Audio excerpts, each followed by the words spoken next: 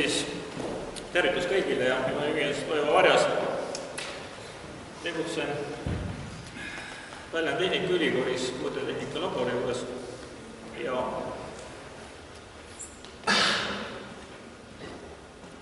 kui antud ettekandega või teemaga minu poole pöörduti, siis mõtestasime natukene seda, et missugust teemat üldse käsitleme ja mida me selles huvipakkuvat nagu esile tooksime. Et antud teema juures me ei tahaks hakata rääkima ei hämarditest ega konkreetsetest firmadest ega seadmetest konkreetselt, vaid tegelikult, kuidas hämardamine meie nägemisele mõjub, kuidas inimene seda tajub,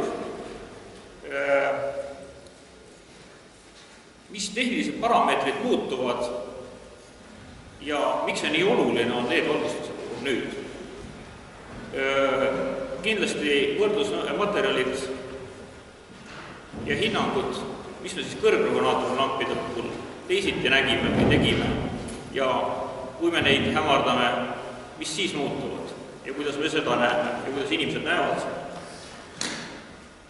Nii et selles ettekandes ma üritan mõningaid teemasid avada, mis ei ole olnud nii päevakohased, aga võib-olla avardaksid meie mõttemaailma ja annaksid mõned suunad, kuhu peaks liikuma või mida peaks tähele panema.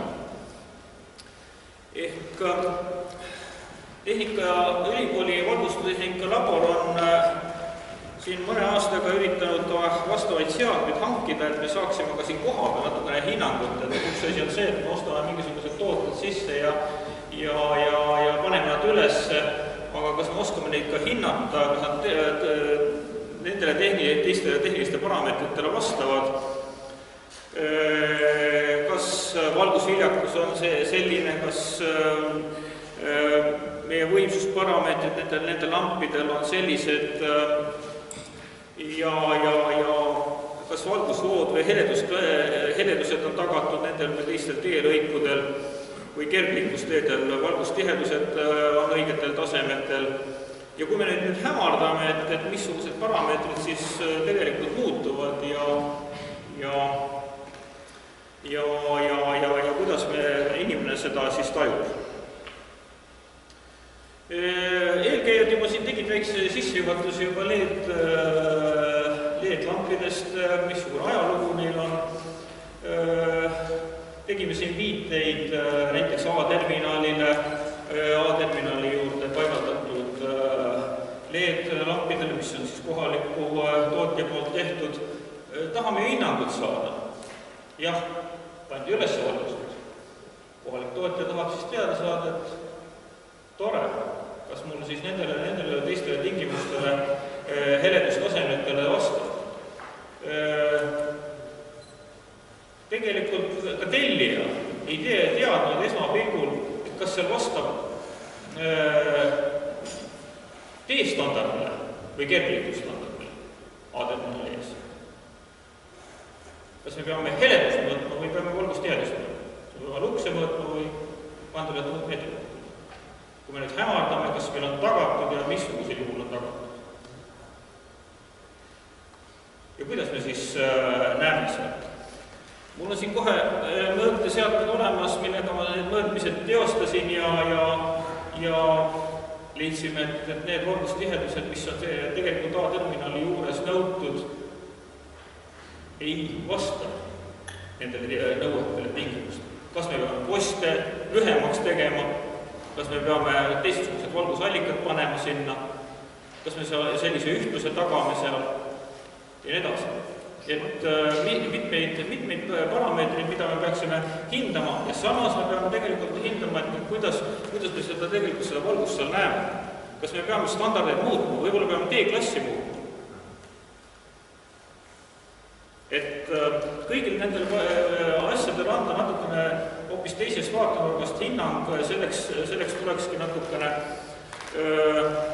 vaadata ka siis tehniliste parameetritele otse silma nii-öelda ja neid hinnata. Ja seetõttu tahaks vähekene valgustada ja anda niisugust teavet, kuidas me siis seda LED-valgustust ja hämarkeskkonda näeme, missugused on nägimise mõjud valgusallikate, valgusviljakuse hindamisse ja siis räägiks ka konkreetselt LED-lampidest, nende hämardamisest, ka tehnilistes parameetrites, mida me siis laboratorides mõõtnud oleme, kuidas teine või kolmas parameeter hämardamisel muutub ja mis me järeldused sellest saaksime teha. Valgustustehnika laboris on meil olemas ka valgusvoo mõõtmiseks Ulbrichti kuul. Ehk me saame ka meediasse kerasse sisse panna sellised valgusallikad, mis sinna sisse mahuvad siis. Ka lisavõimalusega tegelikult sinna sai ka tellitud ava, kus me saaksime suuremaid valgusallikaid lihtsalt külje pealt suunata selle valgusvoo sinna sisse, valgusvoogu siis mõõta ja me saame ka muid parameetreid, seal värvustemperatuuri, värvi edasi anda, üldindeksit hinnata ja ka neid siis vastavalt kas või hämardamisel hinnata, kuidas need muutuvad. Teine oluline seade on siin samas laua peal ja miks ta oluline on? Mõõdame siis me sisevalgustuses või kergliiklusteedel valgustihedust on meil oluline LED-ide puhul mõõta LED-i spektrit. Ja miks? Mitte ainult seda, et me oleme valgustiheduse seadmeid ja luksi mõõtnud päevavalguse inimsilma spektri tundlikkuse järgi, siis LED-ide puhul me peame seda hindama, et LED-ide spekter jääb öise nägemise tundlikkuse sisse. Ehk sinine on praegu meil öine ja punane on päevane heleduskogev. Kui me vaatame LED-i, siis LED-i spekter, eriti kui see sinine on näiteks intensiivsem, siis see jääb selle öise nägemise või hämaras nägemise spektri ala sisse. Ja seetõttu ei saa me selliste mõõteseadmetega, mis on kalibreeritud ja selle päevase nägemise järgi hinnata LED-i.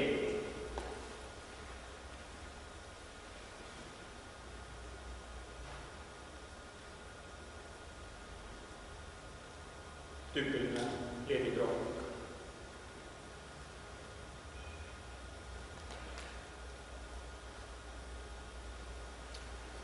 Ehk tegelikult sellega viimased aastad alles tegeletud, kui LED-ide uurimused ja LED-ide kasutuselevõtt ja edasi on arenenud, siis fotomeetrias tegelikult inimsilma tundlikkuskõver oli juba hinnatud möödunud juba 20. aastatel ja isegi standardisse pandud, aga hinnatud teda, kuidas me seda näeme ja milliseid parameetreid me peaksime hindama selle, kuidas me seda arvutame, kuidas me seda mõõteseadmetesse paneme, siis antud valgustiheduse mõõteseade näitab meil juba numbriliselt, kuidas me LED-i valgustihedus luksides on siis hämarkeskkonnas ja kuidas ta päevases nägemise järgi. Nii et me saame juba kaks nii-öelda näitu. Tegelikult selleks on juba arvutusmeetodid olemas ja kui on tänavavalgustuses, kus meil on madalad heledustasemed, siis arvutusmeetodid ja ära toodud. Tegelikult kiiresti üle minnes jõuame tegelikult niisuguse huvitava parameetri nagu SP suhe, mis on tegelikult päevase öise valgusvoo suhe ja miks see oluline on ja miks see parameeter nagu annab kõige parema hinnangu üldse valgele valgusele, milleks on ka siis LED-id, on see, et see annab meile suhtena, nüüd natukene kirjeldan ära fotoopiline ja skotoopiline, mesoopiline, mida tehnilises kirjanduses või vastava ala kirjanduses kasutatakse, siis on eesti keeles päevane, skotoopiline öine ja mesoopiline hämar. Hämar oli siis 0,005 kandelani ruutmeetri kohta. Siis SP suhe on siis skotoopilise öise ja päevase suhe. Kui me neid hindame, siis madalrõhunaatronlampidel on see suhe 0,25, seal keskmiselt kõrgrõhunaatronlampidel 0,60, leedidel, soojadel 1,15, metallhalogeniididel seal 1,45 ja külmematel juba seal üle 2. Mis see nüüd näitab? See näitab tegelikult seda, et näiteks kui meil on vaja heledusklassi teel tagada 1 kandela ruutmeetri peal, siis kõrgrõhunaatronlambi, mis on 2000 kelviline, RA indeks veel 123, siis see skotoopilise ja fotoopilise suhe 0,65. Tema hämaras heleduse tunnetus inimesel on madal. Kui me võtame leedlambi, mis on näiteks ka soe juba praegu 3000 kelviline, siis SP suhe on juba 1,45, me tajume seda heledust tegelikult paremini. Inimsilm tajub seda paremini. Kui me läheme veelgi külmema või valgema valguse poole, siin näiteks nüüd praegu metallhalogeniidlamp, aga me võime ka külmema leedi siia võtta, valida, siis selle heledussuhe, skotoopilise suhe on 1,95. Kui meil on seal D-klassikas või heledust on vaja tagada 1,5 näiteks, siis siin on näiteks tabelis ära toodud. Meil on külmemate suhe ja selle suhte saame siit tabelis kätte, need on lihtsalt arvutuslikud väärtused praegu ära toodud keskmiselt. No mõningad näited, kui me hämardame nüüd tegelikult HPS kõrgrõhunaatronlampi, mille SP suhe on 0,65 ja ta on 100% juures, siis tegelikult SP suhe kukub veelgi. Ehk me hämardamisel tajume seda heledustaset veelgi madalamalt, veelgi halvemini. Et neid tänavalõike ja teelõike, mis on siin Transpordiamet tellinud näiteks või teedevalitsus tellinud siin Lõuna-Eestis, käisin mõõdistamas ja kus oli hämardatud ja uuemad hämarditega, kus on 3-aastalised, neid võime kohe tuua ka mõningaid näiteid, et mis toimus hämardamisel tehniliste parameetritega. Väike kirjeldus, kui meil on leedidega tegemist näiteks. Kui me hämardame seda SP suhe 1,45 100% juures ja kui me teda hämardame 50 peale, siis SP suhe, fotoopilise suhe on 1,61, see tõuseb. Inimene tunnetab ja tajub seda heledustaset hämardades isegi paremini. Et ei maksa karta seda leedi hämardamist. Et tehnilised parameetrid ja füüsikale vastu ei saa lihtsalt. Samati näiteks siis ütleme metallhalogeniid, mida kõrgemaks me läheme, meil tõuseb isegi selle tajutav heledus kordades. Ka näiteid, mida ma olen mõningatel esindustel enne ka kasutanud, et kui meil on kõrgrõhunaatronlamp SP suhtega 0,60, leedlamp seal SP suhtega 2,15 külme, meil on teelõik, millel on vaja tagada seal 0,75 kandelat, siis tegelikult kõrgrõhunaatronlamp, me peaksime panema võimsama kõrgrõhunaatronlambi sellele teelõikule, et tagada see 0,75 kandelat, kui samas me leedi võime tegelikult madalama võimsusega tööle panna. Et saada sama tajutav heledus.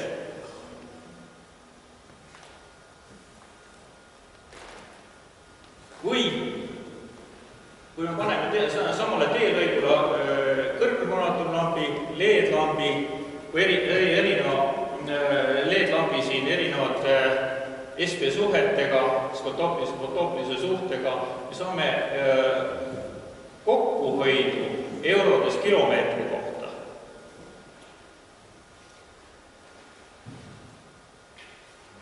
LED-idega parema tulemus. Konkreetselt me oleme teinud mõningaid mõõdistamisi näiteks ühele LED-moodulile ja me oleme hämardanud teda. Mis tehniliste parameetritega juhtub või toimub? Valgusvoog, me tuleme taga alla, võimsusega tuleme alla, mis toimub valgusviljalusega? Konkreetselt tehnilised parameetrid.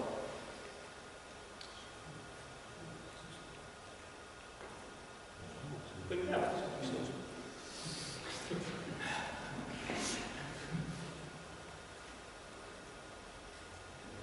Konkreetselt üks tänavalõik, paigaldatud olid värvustemperatuuriga 1930 Kelvin, R-indeksiga siin, CR-74 mõõdetud nende seadmetega siin ja mõõdetud ka siis heledusmõõtekaameraga tänavalõigul, kus oli siis kehtestatud ME4B, heledus 0,75 annab standard, üldühtlus, pikk ühtlus ja mõõtmistulemused me saime, et 75% juures, 75% oli hämardatud juba, oli 2,65 heledus, üldühtlus ja pikk ühtlus.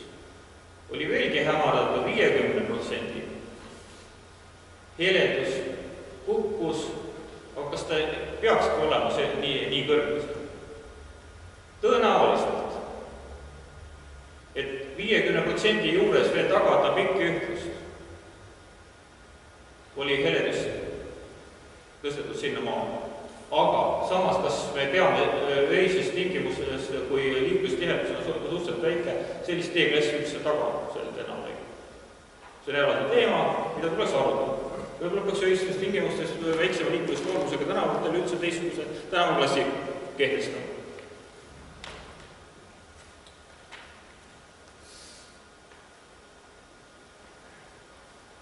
Kõrgkroonaatorlambid. Siin on ära toodud erinevad teelõigud, erinevad hämardamise tasemed 100% juures, 50% juures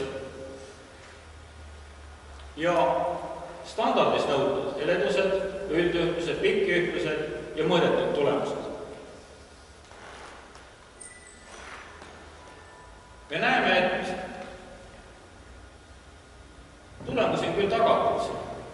Aga kuidas me tajume tegelikult seda ja kas kõrgkroonaatorlamp sellise hämardamise juures, kus me inimese tajutav heledus on tunduvalt nõrgem ja kui me veel tehnilistes parameetrites midagi ei võida, või me paneme lihtsalt tegelikult raha sisse, et ka lisaseadmeid sinna muretseda nende juurde. Kas me midagi võidame selle? See on mõttekoht, millel mõelda. Konkreetselt mõned lambid, mida meil on toodud, tahtsime ka ära hinnata. Jah, me loeme pakenditelt, et jah, see LED-lamp vastab hõõglambi võimsusega nii mitme vatisele. Peaksid olema, võtame siit 1055, vastab 75 vatisele ja te peate usaldama seda.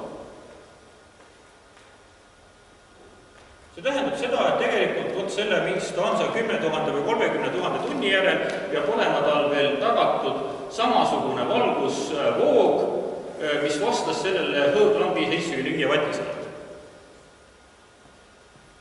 Aga tegelikult see ei määra üldse seda, missuguses keskkonnas see LED-lamp töötab. Missuguses asendis, missuguses seadmes, missuguses temperatuuride juures ja edasi. Need tegelikult hakkavad ka kõik mõjutama selle lambi tehnilisi parameetreid.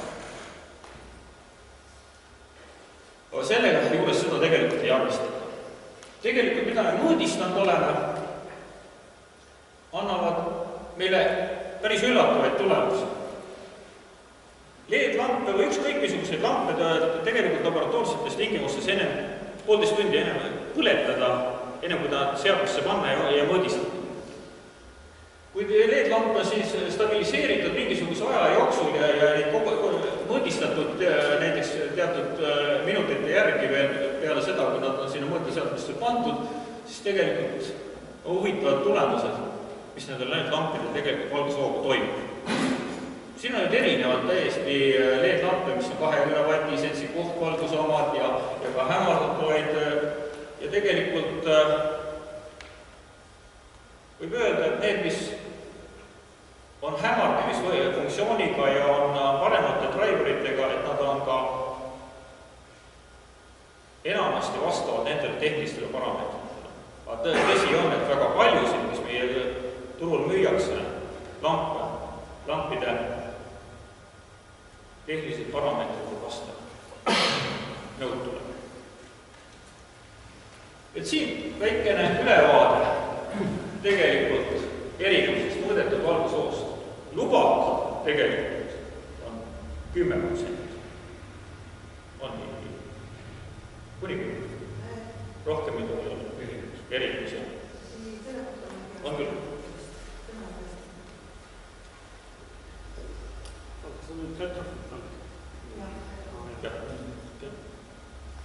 Konkreetsed tulemused. Kui valgusvoogu, võimsust ja valgusviljakuse vahel seosed leida, vast natukene kirjeldab, mis toimub, kui me hämardame ja valgusvoog muutub ja võimsus muutub ja valgusviljakus muutub. Või numbriliselt. Tegelikult me näeme, et paljudel juhtudel väärtustemperatuur ja RA indeks isegi ei muutu niivõrd palju, ka parematel toodetel koosseos 5 ei muutu. Kas plaanis? Aga siin on lihtsalt konkreetsed tehnilised mõõtmised.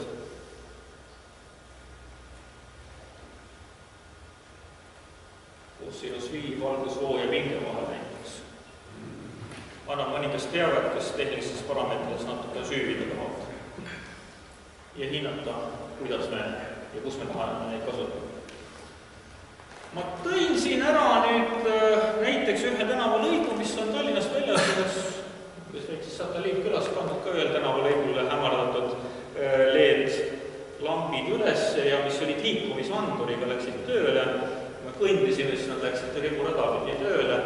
Siin on nüüd üks konkreetne mõõdistus ära tehtud ja me saame siin, et ta on hämardatuna, keskmine heledus on 0,5 ja pikkühtlus on 0,2 lausa ja üldühtlus on 0,4. No, see raske leida, mis nagu klassi, kus ta praegu peaks selle on olema. Kui me seda nüüd siis täisvõimsusele, ta oli ebaühtlane, valgustite all oli, niisugused riivud tulid sisse, siis siit me saime, et keskmine heledus seal on 33, üldühtlus 0,5 ja pikkühtlus siin 0,3, sinna E4 klassi mahuks, aga tõsi see ja pikkühtlus ei olnud seal tagatud, aga sellised tulemused olid ka ühe kohaliku tootja poolt tehtud liikumisanduriga, mis oli ka ühel katsetänaval väljas, need lambid olid pandud välja ja tegime konkreetse mõõdistamise. Aga kokkuvõtteks, valgusallikad on tõhusamad hämaras valguses keskkonnas ja üldse teevalgustuses ja kindlasti me peaksime kui ütleme ka disainvalgustust samamoodi, kas me fassaade valgustame või hindame, missugust ühtlust me tahame, me saame seda värvides näha ja hinnata. Need olid ilmekad näited ja et kuidas me tajub ja kuidas kuskilt keskkonnast missugune valgus kuhugile langeb, seda saaks ka heleduskaameraga hinnata ja ma usun, et ka niisuguste kirikute valgustust või ka üldse arhitektuurilist valgustust saaks kindlasti hinnata neid koostööd ja koostöövorme, et me saaksime ka, ütleme, väljaspoolt konkureerida ja teha ja projekte lahendada, me usume, et me oleme võimelised selleks, kui me lihtsalt kokku paneme ja koostööd teeme. Et madalate valgustasemetel valguse hämardamisel on suurem mõju välisvalguses võimalus välja töötada uusi just niisuguseid optimeeritud valgusallikaid sellisesse keskkonda, kus me neid kasutada tahame. Et sellega me tagame nii energiatõhususe kui turvalisuse ja kindlasti peaks neid valgusallikaid mõõtma ja hindama ja tegelikult tehnilisi parameetreid täpsemini määratlema. Aga siin on üks kokkuvõte, mida ma tahtsin, ma arvasin, et see teema võiks nagu olla huvitavam, kui lihtsalt ma hakkaksin teisest või kolmandast hämardajast ja hämardist rääkima ja natukene teemat sellest valdkonnast lahkama. Aitäh!